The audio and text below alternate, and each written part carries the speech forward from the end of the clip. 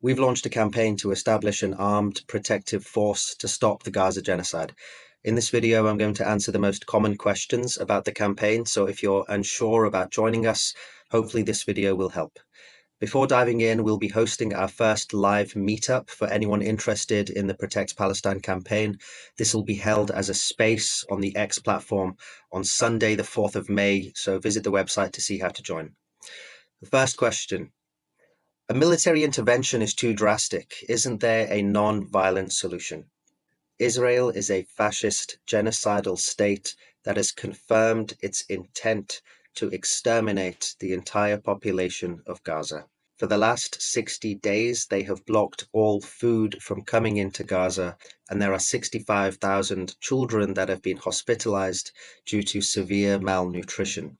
We have been witnessing this genocide for the last 19 months, and it is undeniable what the intent of the IDF is.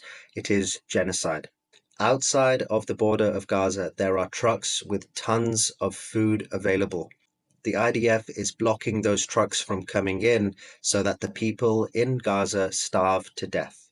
We need to wake up to this reality, which is that unless those gates are opened, then the people of Gaza will all starve to death.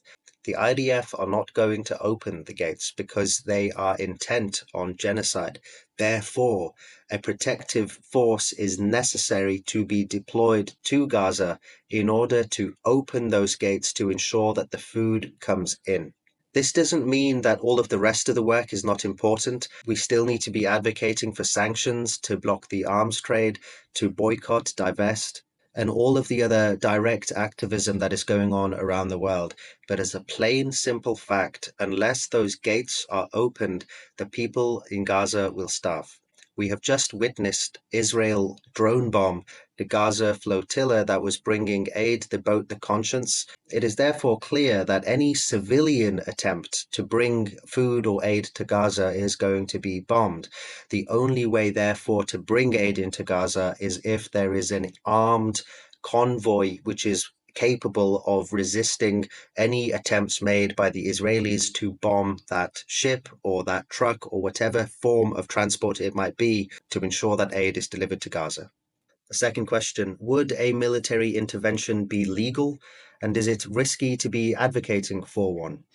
The whole point of the Protect Palestine campaign is that we are advocating for a legal means of military intervention. States have a legal obligation to prevent genocide and a political commitment that every state in the world made to take measures to prevent genocide and for the international community to act when any other state is committing genocide. So yes, not only would it be legal for states to do that, but it would actually be an obligation. As for whether or not it's risky to be advocating for one, well, from a legal perspective, absolutely not. But as you and I know, the state of the world that we're living in, we don't know what totalitarian fascist regimes do beyond the law, but ultimately the law is our protection. What we are arguing for is for the implementation of hard-won, hard-fought victories in creating and shaping international law to give states and their populations worldwide justification for intervening exactly in this way when there is a genocide taking place. Third question, which states would send a force? A lot of people start speculating about this question, thinking, oh, which state is capable of doing this? Which one has the power to do this? It's important to remember that a lot of states don't even recognize the state of Israel. A lot of states don't do any trade with Israel. A lot of states know that Israel is committing genocide, and a lot of them have even come together to commit to the liberation of Palestine and to their self-determination. We've conducted email campaigns to the Hague Group for Palestine, which includes states in South America, Africa, and Asia, and also the Organization of Islamic Cooperation.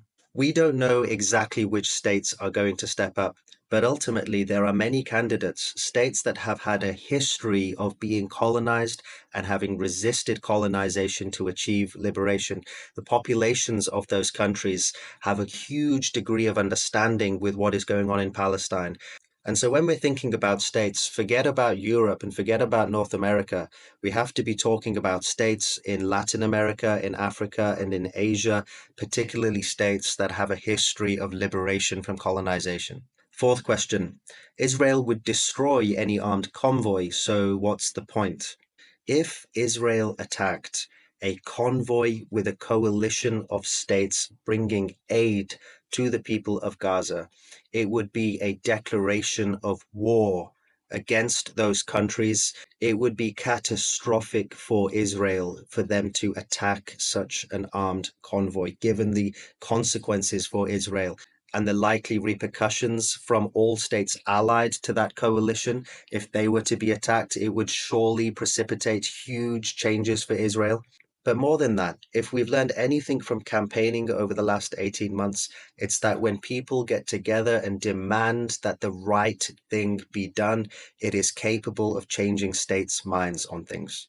As members of the public, as civil society organizations, we have to be the moral argument in international politics. If we mobilize and articulate this message that an armed convoy, a protective force to Palestine needs to be sent, and this is demanded by people worldwide, it has the tendency to change states. So as people, as campaigners, as activists, as people of conscience, we have to be demanding an armed convoy, a protective force to Palestine. We're living in deeply transformational times, and so it is on us to shape the future by demanding a protective force.